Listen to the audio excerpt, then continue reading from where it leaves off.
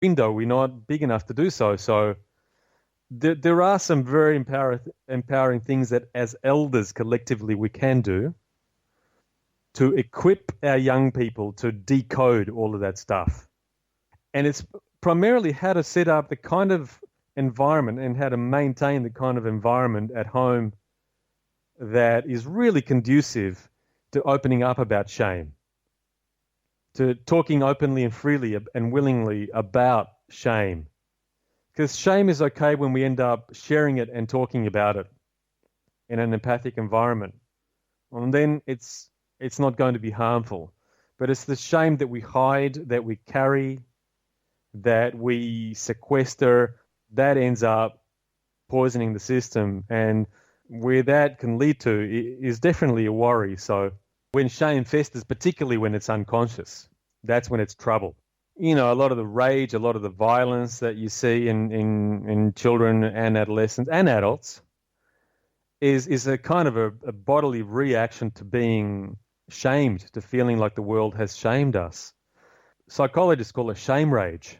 It's like a straight line between shame it gets acted out in terms of rage quite often, or it gets acted in terms of the self-harm.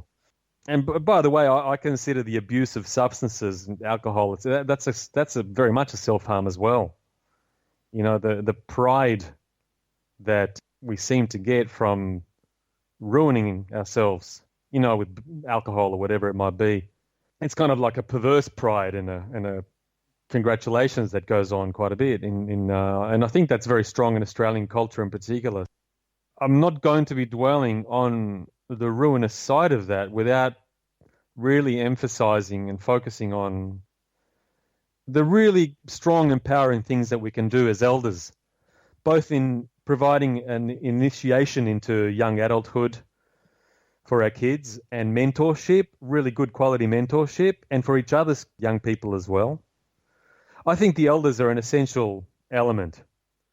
Just as adolescents, I think, improve our community and help us to heal the adults. And they teach us so much, so very much, massively.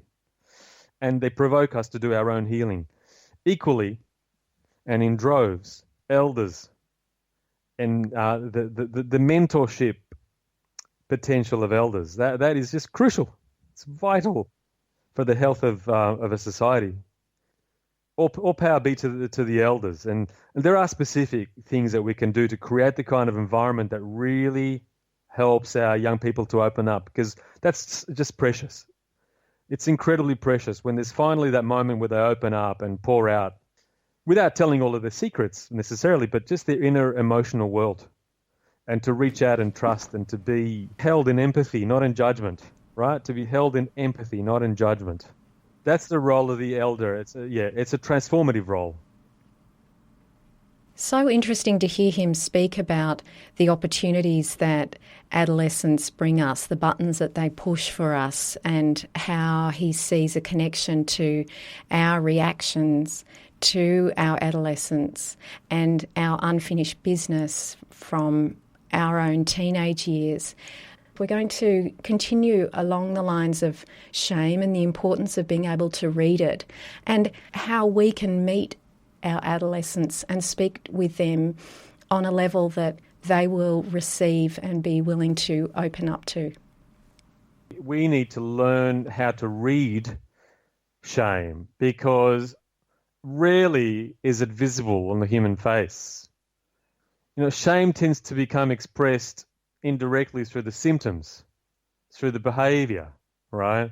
Whether it's self-harm or, you know, avoidance socially, or acting out in anger, you know, excessive acting out.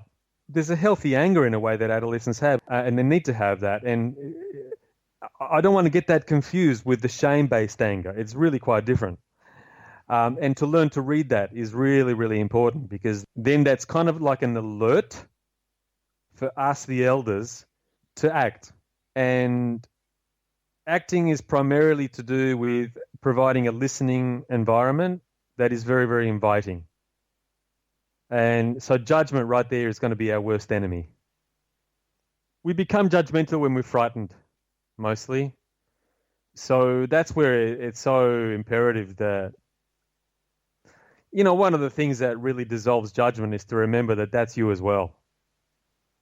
I don't know about you, Sally. I'm still 17 years old. That hasn't gone away. The part of me that's 17 and 21, that's still there. There's no amount of pretending, right, that we're, you know, it's delusional to say we're past that and we're above that. We still act out like teenagers sometimes. And it's so helpful to be, I think necessary to humble ourselves that way, because then that becomes like an antidote to the judgment that can too easily come forward. Judgment, your kids can smell your judgment from 100 miles away, and the door shuts. And they won't hear us anymore when they can see judgment, when they detect it in the tone of our voice or in the look in our eye, or when they detect arrogance in the things that we say to them. So it's important to come back to our grounding, find our feet on the ground, which is, that was me. In some way, even if in a small way, that was me. That's still me now. Come on. That's still us now. I'm turning 56 pretty soon. I'm still 13 sometimes. And not in a very good way, right? And it's true for all of us. It's true for all of us. It's good to come home to that.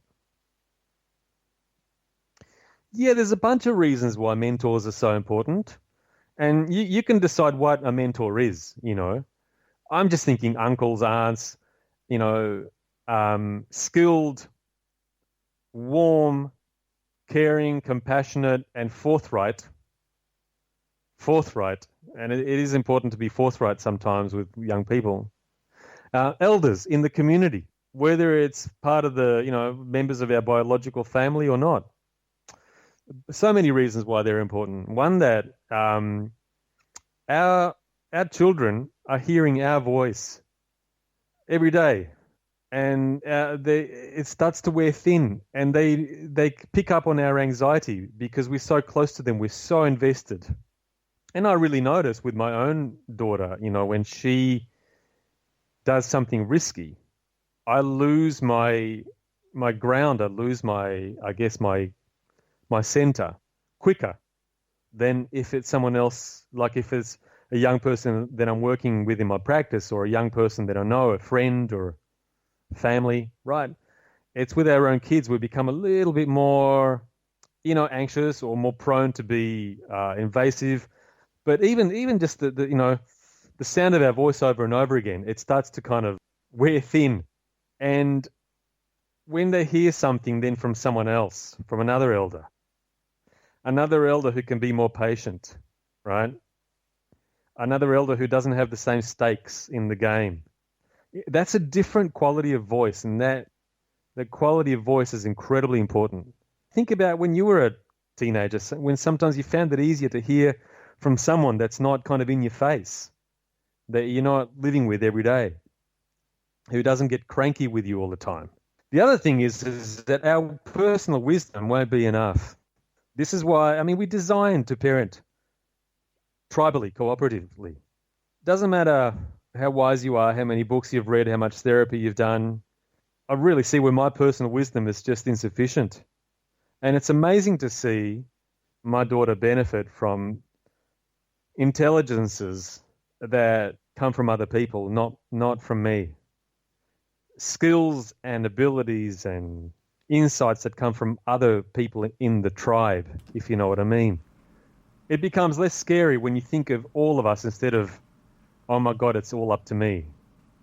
Some families are facing a huge level of disconnection between parents and adolescents, and this can leave parents feeling so very vulnerable and the adolescents wanting to escape the whole scene.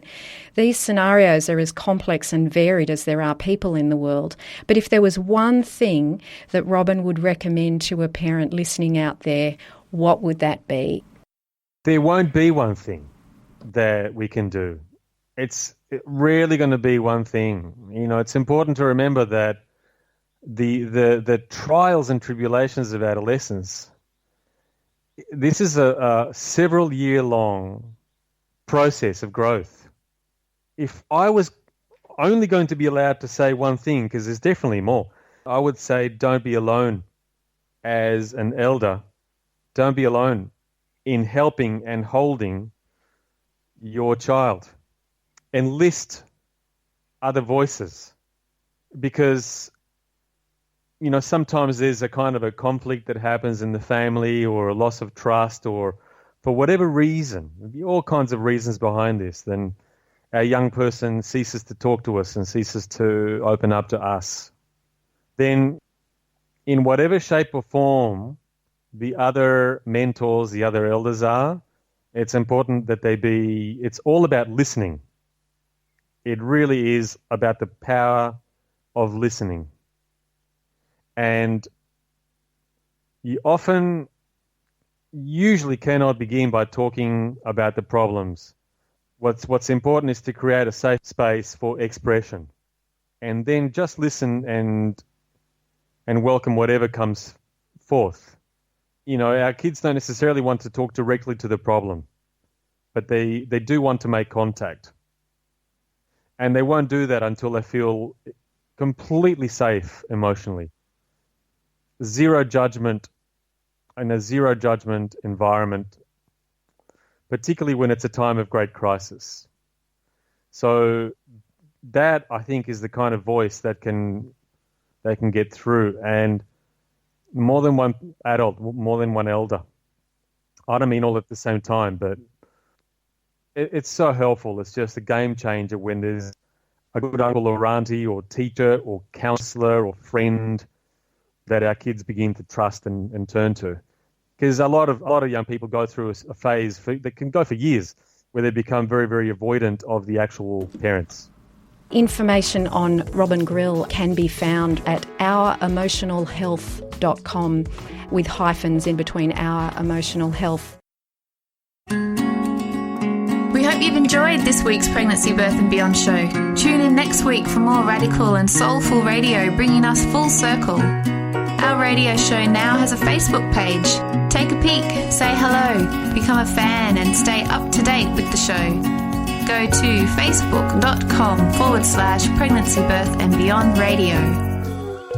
This episode of the Pregnancy, Birth and Beyond show was produced with the support of the Community Broadcasting Foundation.